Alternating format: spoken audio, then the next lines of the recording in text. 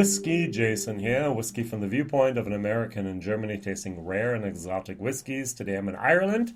To be exact, I'm at Kirker Greer. It says here, limited release, 16 years old, extremely rare, single malt Irish whiskey. Yay. So I've actually done a few other of these bottles that I received from the Whiskey Exchange. I'm going to actually show these to you just on purpose. So I've done the 10-year-old. And I've also done the Shamrock. So this time I'm actually taking them out of the little, the tins so you can see something here. So first of all, I love the design of these boxes and also of the bottles. The second thing that you can really recognize is something here very, very closely. Look at the color. Identical, basically. All right, so I think there's a lot of E150 here being used. All right, so this was around 47 euros, too expensive for a blended Irish whiskey.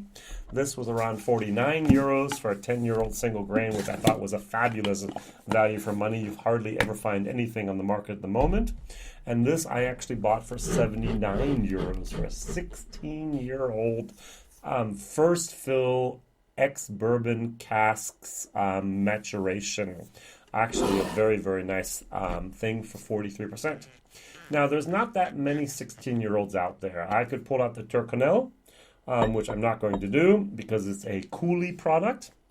But I am going to pull out two other whiskeys that have 16 years and are from Ireland. The first one is a West Cork 16-year-old. I don't know if you've seen this or not in the States, but I actually did a video about this. This is 49 euros. Over here in Germany. This is Cooley. This is double distilled. West Cork, I will visit on April 1st of 2020. I hope. That's the plan. And they were not producing whiskey 16 years ago. So this is Source and this is Cooley. The second 16-year-old product I have is a little tiny bottle that many, many people want. And that is the J.G. Corey. That is the Flintlock number 1. This is actually a vatting of 3 different casks that were all 16-year-olds. They're a single malt, and therefore they're all from Bushmills. So this is actually bottled at 46%. Now, the only problem I have with this whiskey is basically it's too expensive. So this tiny little 0.5 liter bottle cost me 99 euros and 90 cents, so 100 euros. So you're talking about a liter price of over 140 euros, I guess. That's a lot of money. That's a lot of money to pay for a 16-year-old Irish anything. All right, so let's nose these. This has a whiskey base number of 139714. It's triple distilled, and it's 16-year-old, 43%. It's got a beautiful nose. A little bit of rooibos tea. A little bit of a peppermint and a lot of brown sugar and a tiny little bit of a molasses moment. Very, very nice. Over here, the Flintlock, 16-year-old number 1. Oh, I love this whiskey. This is a fabulous, fabulous whiskey, but it's not a daily dram. It's not even something I pull out on my birthday. This is something for very, very special occasions to influence people. Very, very little left, by the way. This has a lot of lime.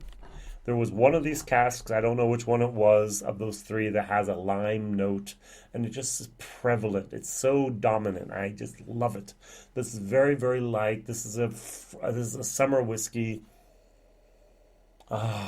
This is luxury whiskey.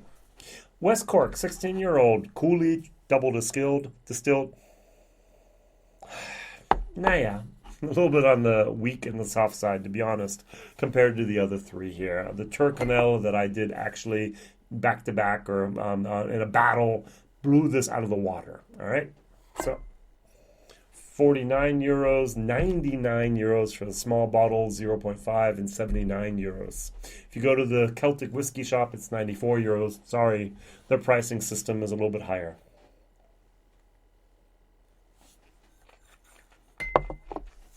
In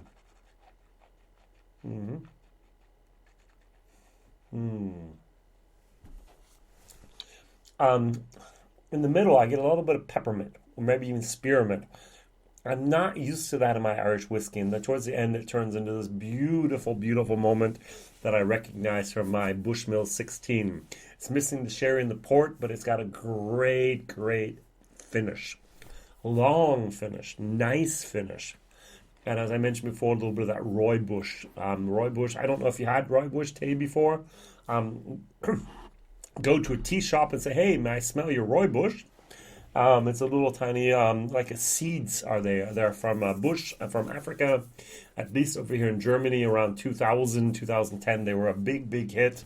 A lot of the people drank the rooibos tea.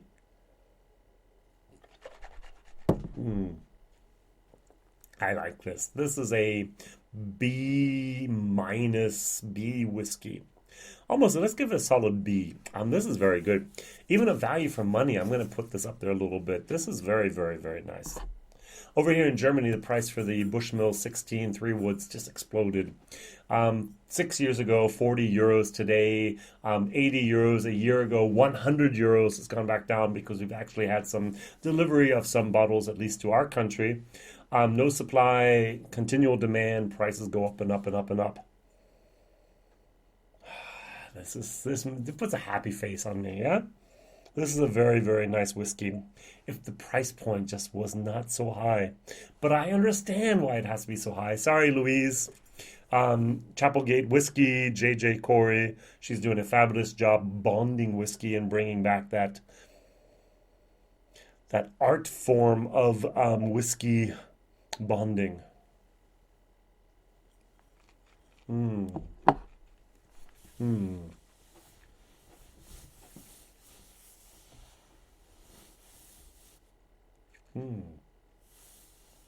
46%. The aftertaste is lemon meringue pie. I like a whiskey for special occasions. I don't even think my birthday qualifies for this anymore. Very, very nice. When the bottle's empty, that's it. I don't have any more.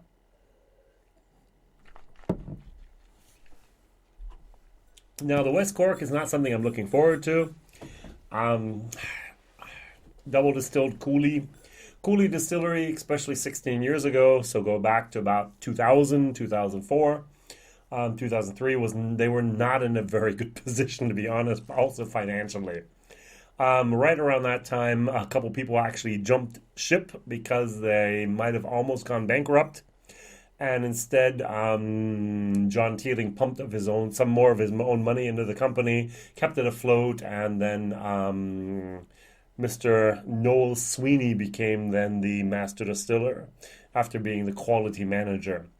Now, what means is they did a good job of processing, a good job of distilling, but what they did not invest in, unfortunately, at the moment was oak, the barrels. They took barrels and they reused them.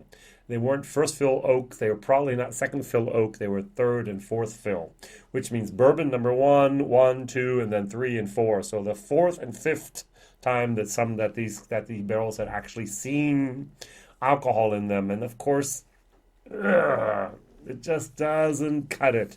First fill oak, beautiful. Over here, 16-year-old specially chosen casks, beautiful.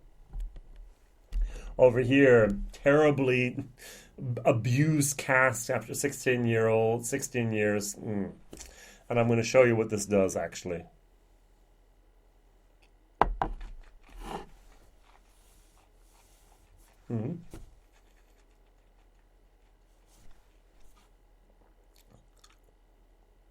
It's like driving off a cliff. Watch my face. Cringe. And it lasts for like 30 seconds and then it dissipates and then it's okay.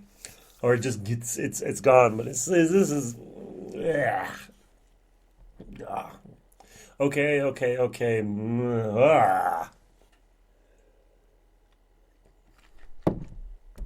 This has a totally different mouthfeel. This is actually has a higher viscosity than this.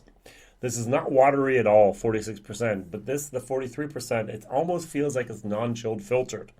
I mentioned this as well in the Shamrock video. I have no proof whatsoever except for my own observations and what I feel, but this is a great thick type of whiskey, which I have usually had when it's been non-chilled filtered. Very, very nice. Unfortunately, it's not for German market, therefore I would have said mit Farbstoff, I'm sure, which means with coloring added.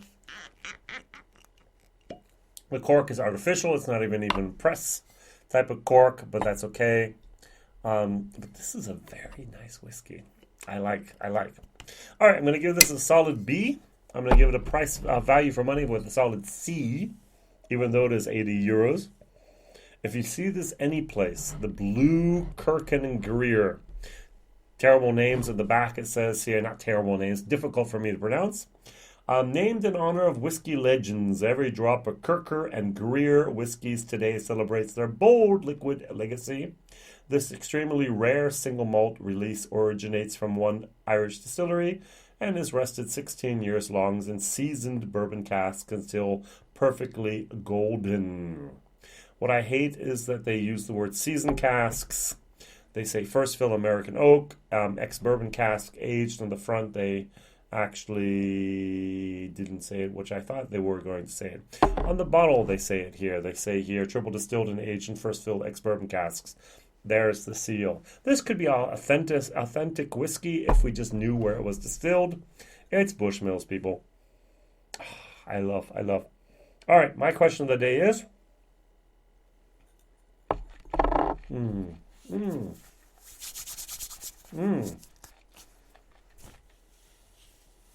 This was a gem. This was actually a secret. It was worth the other bottles. My question of the day is, what are the 16-year-old whiskeys do you know? Maybe from Ireland, Bushmills, and maybe from other places, from Scotland, or from the US, or maybe from Australia, New Zealand. Who knows what other place in the world? France has 16-year-old whiskey out there. Germany has it, by the way. Thank you very much for watching. Please like, please subscribe, please tell others about this crazy American and Germany tasting rare and exotic whiskeys. You got a J.J. Corey Flintlock. You have here a Kirker and Greer, and you have a West Cork 16. I don't think you've ever seen any of these bottles at any of the places you've ever been, but hey, I have them. That's why they're rare and exotic. That's one of the privileges of being over here in Germany. Thank you very much. Like, subscribe, tell others about this crazy guy over here in Europe tasting rare and exotic whiskeys. See you soon. Every day at basically, not every day. Every Monday, Wednesdays, and Fridays, I try to put up my videos. Bye-bye.